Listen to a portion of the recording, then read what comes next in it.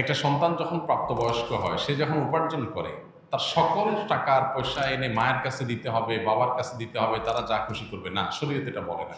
শরীয়ত বলে সম্পদ যে উপার্জন করেছে এর ব্যাপারে অধিকার একমাত্র তার।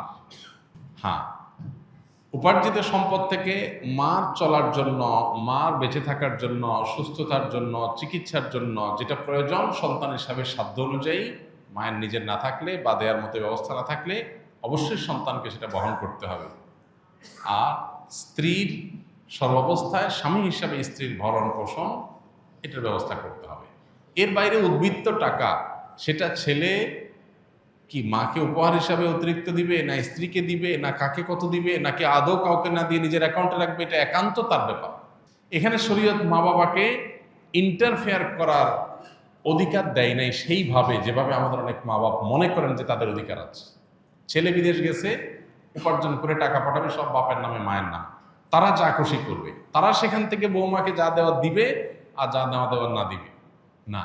এভাবে আসলে ইসলাম মা বাবাকে এতটা অধিকার দেয় না যে সম্পদ সারা জীবন যা কামাই করবে সব বাপ মা যা ইচ্ছে তা করবে। জি না, এই সুযোগটা নেই। অনেক মা বাবা এটা জানেন না এবং এখানে অনধিকার চর্চা করেন তারা। সন্তান হিসাবে অবশ্যই মা বাবার সামনে যত বেশি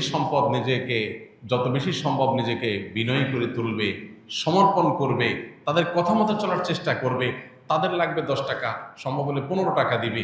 তাদের যা দরকার তার চেয়ে বেশি দেওয়ার চেষ্টা করবে, তাদের চাহিদার চাইতে বেশি সেবা করার চেষ্টা করবে। এটি সন্তানের জায়গা থেকে তার মানসিকতা থাকা উচিত। মা বাবার প্রতি কর্তব্য বোধের জায়গা থেকে তারা আমাদের মা বাবা। আল্লাহর পরে তাদের সদাচরণ করার গুরুত্ব সবচেয়ে বেশি আল্লাহর ইবাদতের পরে। অতএব সেটা খেয়াল রাখবে। কিন্তু মা বাবা এর মানে এই না যে সব কিছু মা বাপ নিয়ন্ত্রণ করবে। জি না, এখান থেকেই সংসারে অশান্তিটা শুরু। মা বাপ জানে না তাদের অধিকারের রূপরেখা কি এবং কতটুকু সীমানা আছে। এর বাইরে তারা মা বাপ হিসাবেও অধিকার চর্চা করতে পারে না বা তাদের ক্ষমতা তারা জাহির করতে পারে না। এটা আমাদের সমাজে জানাশোনা নেই। এই জায়গা থেকে সমস্যাগুলো তৈরি হয়। একটা হাদিস আছে, সেখান থেকে কিছুটা অনেকে ভুল বোঝেন। হাদিসটার হলো এই, নবী সাল্লাল্লাহু আলাইহি ওয়াসাল্লাম বলেছেন, আনতা ওয়া মালুকা লি আবিক, তুমি এবং তোমার যাবতীয় এবং সমুদয় সহায় সম্পদ সব তোমার বাপের, মায়ের, বাবা মায়ের। এই হাদিসের মানে অনেকে মনে করেন যে কেউ যা কামাই করবে সারা জীবন যত কিছু করবে সব বাপ মার। জি না, এই হাদিসের ব্যাখ্যা হলো তুমি তোমার উপার্জিত সম্পদ এখানে তোমার বাপ মার, অর্থাৎ তাদের খরচ খরচার জন্য যতটুকু দরকার ততটুকু তোমার এখান থেকে নেওয়ার অধিকার তাদের আছে। এখানে সমুদয় সম্পদ বোঝানো হয় নাই। যদি সমুদয় সম্পদ বোঝানো হতো তাহলে জাকাত তো বাপমার উপরে বর্তাইত, ছেলের উপরে বর্তাইত না। কারণ সম্পদ যদি একজনের হয়, জাকাত তো আরেকজনের উপরে বর্তাবে না। এরকম আরো বহু প্রশ্ন তৈরি হবে।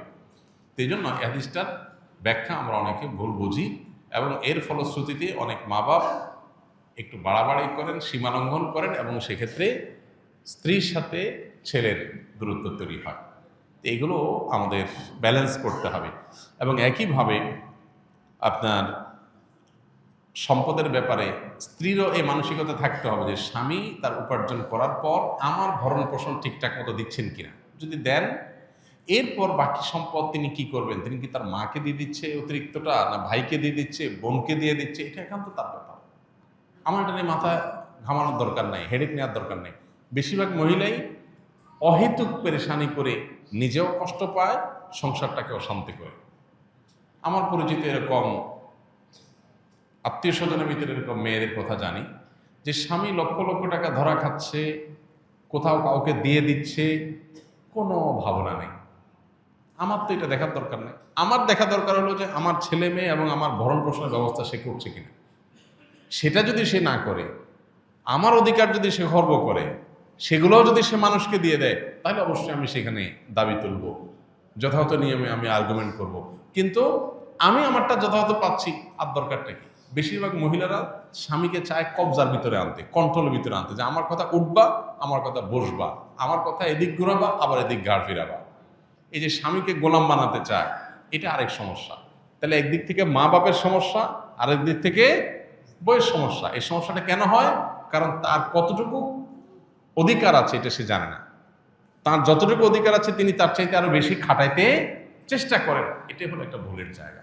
দাম্পত্য জীবনের সুখ শান্তির জন্য এই জিনিসগুলো অনেক গুরুত্বপূর্ণ। এই জন্য বিয়ের আগে ট্রেনিং হওয়া দরকার। সন্তানকে ছেলে মেয়ে করে বিয়ে করাবেন, সেখানে কি করবেন কি না করবেন, কোথায় অধিকার খাটাতে যাবেন কোথায় খাটাতে যাবেন না, এগুলোর উপর ট্রেনিং হওয়া দরকার। আমার অনেক দিনের স্বপ্ন ইনশাআল্লাহ এরকম একটা ট্রেনিং ডেভেলপ করার, যে বিবাহ ইচ্ছুক ছেলে মেয়েরা এই ট্রেনিং করবে। ডে লং ট্রেনিং হবে, পাওয়ার পয়েন্ট প্রেজেন্টেশন হবে, যে তারা দাম্পত্য জীবনকে সুখী করবার জন্য তাদের কোন কোন পলিসি পদ্ধতি অবলম্বন করতে হবে, চ্যালেঞ্জগুলো কীভাবে ওভারকাম করবে, এই সব বিষয়গুলো থাকবে ইনশাআল্লাহ। খুব শীঘ্রই আমরা এটা হয়তো ঘোষণায় যাব এবং এই ট্রেনিংটা শুরু করব। তো আমাদের বাসা বাড়িতে যে অশান্তিগুলো আছে, যে কলহগুলো আছে, আল্লাহ তাআলা সেগুলোকে দূর করার তৌফিক দান করুন। সবাইকে যার যার অধিকার, সবাইকে যার যার করণীয়গুলো আদায় করার তৌফিক দান করুন। আমাদের বোনদের যারা স্ত্রী হয়ে কোথাও কারোর সংসারে আছেন, কারোর সাথে দিনাতিপাত করছেন, সেখানে নিজের অধিকারের চাইতে বেশি অধিকার খাটানোর চেষ্টা তার করা যেমন উচিত নয়, ঠিক একইভাবে মায়েদের বাবাদেরও উচিত নয় সন্তানের সম্পদ এবং উপার্জন করে অতিরিক্ত মাথা ঘামা। কোনো ছেলে বউয়ের পিছনে টাকা একটু বেশি খরচ করে, একটু বউ পাগল বেশি হয়।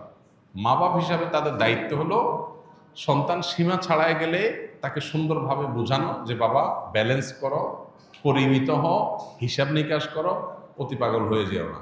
এরপর যদি দেখা যায় যে না ছেলে ভুল বোঝে বা বৌমা ভুল বোঝে, তো বাপ মা হিসাবে তারা তাদেরটা পাচ্ছে কিনা তারা দেখবে, বাকিটা নিয়ে মাথা ব্যথা করবে না, বরং আল্লাহর পরে হাওয়ালা করে দিবে। কারণ বিয়ের পর বিশেষ করে কয়েক বছর পর্যন্ত, একটা নির্দিষ্ট সময় পর্যন্ত এই পাগলামিগুলো ছেলেরা করে।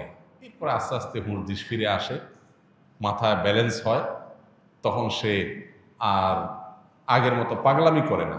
তো এই টাইমটাতে মা বাবার সহযোগিতা করতে হয়, হেল্প করতে হয়। মা বাবা এখানে এসে জোর খাটাতে গিয়া অশান্তি সৃষ্টি করে দিলে এই যে পলাশ সাহার মতো ঘটনাগুলো ঘটে, এই ঘটনাগুলো যেন আমাদের পরিবারে না ঘটে, আল্লাহ আমাদের মা বাবাদেরকে এবং স্ত্রীদেরকে সবাইকে যার যার দায়িত্ব কর্তব্যের সীমা রেখাটা বোঝার তৌফিক দান করুন। আস-সুন্নাহ ফাউন্ডেশন, উম্মার স্বার্থে সুন্নাহর সাথে।